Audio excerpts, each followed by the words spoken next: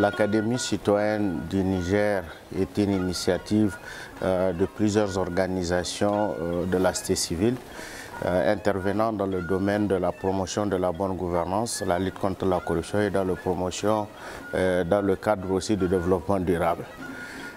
Il s'agit d'une initiative dans un premier temps qui est partie d'un constat qui est d'abord le renforcement des capacités des organisations et surtout aussi d'autres acteurs qui veulent intervenir non seulement dans le processus de développement et aussi celles qui veulent aussi intervenir dans le processus de la gouvernance locale.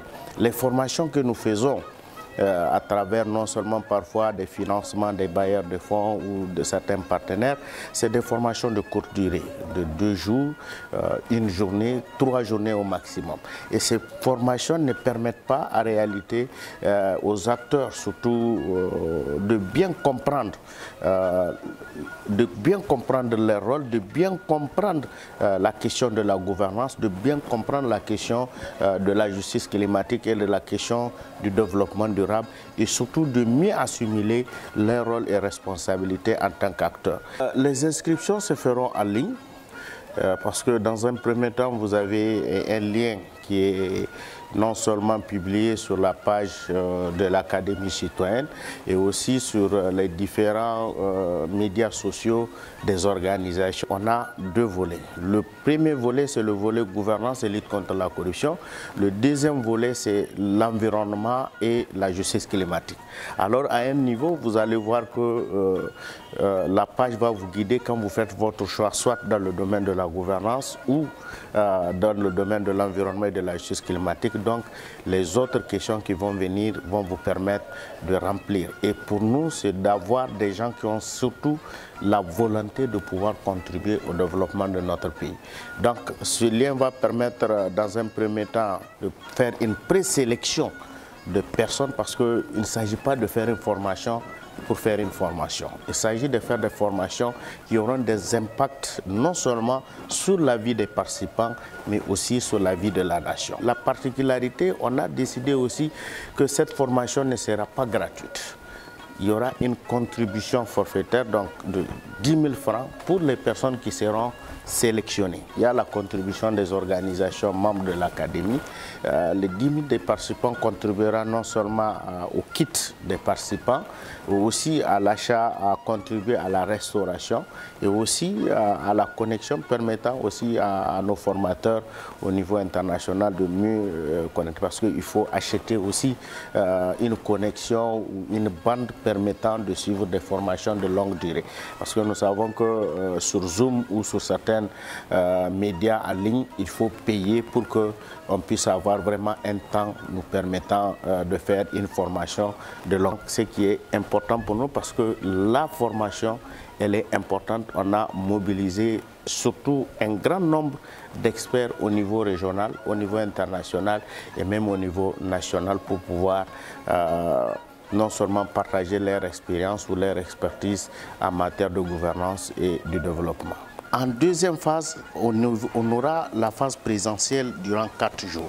Et cette phase présentielle permettrait d'aborder des questions sur le REDSO, qui est la redevabilité sociale des collectivités locales, parce qu'il faut aller sur les questions de redevabilité et de reddition de comptes, comprendre qu'est-ce que c'est que le développement local, quels sont les rôles des acteurs et comment faire la reddition des comptes conformément à nos textes en vigueur.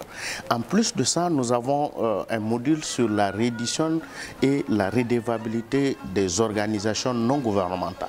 Ce module sera transmis pour permettre aux acteurs d'être plus performants sur le terrain, de comprendre l'importance de la reddition en tant qu'acteur, parce qu'il ne s'agit pas de demander aux autres de rendre compte, mais surtout aux organisations eux-mêmes de pouvoir rendre compte des actions qu'ils mettent en œuvre dans le cadre de la mise en œuvre de leurs projets et programmes.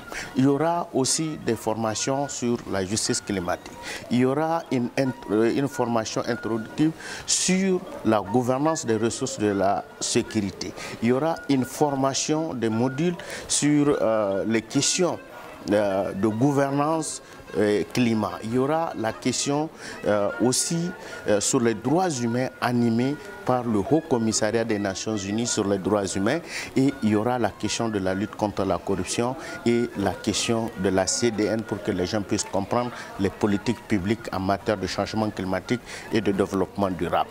Donc ces panoplies de modules vont permettre non seulement de renforcer les capacités de ces acteurs. Il y aura aussi l'initiation à l'élaboration de projets de développement communautaire pour que les gens puissent comprendre de la phase de l'idée, de l'analyse du problème, donc jusqu'à l'élaboration, la planification, la mise en œuvre de projets de développement au niveau local. Il y aura aussi la troisième phase qui est la phase de mentorat où c'est selon les thématiques choisies, on aura des gens qui seront mentorés au niveau du Haut Commissariat des Nations Unies pour les droits de l'homme au Niger et au niveau de certaines structures durant les 3 mois qui vont les accompagner sur les modules ou sur les thématiques pour mieux approfondir les connaissances acquises durant la phase en ligne et la phase présentielle. Enfin, pour clôturer, parce que nous allons donner les attestations, mais les attestations, c'est à la fin des 3 mois donc du processus donc de mentorat. Et à partir de là, à partir des projets ou des initiatives que chaque participant aura à développer, nous allons faire ce qu'on appelle la foire des projets, et c'est ce jour-là qu'il y aura la remise des attestations aux plus méritants. Parce que nous ne donnons pas des attestations où il y aura des cachets des organisations nationales et internationales à n'importe qui, mais il faut que ça soit sur le mérite.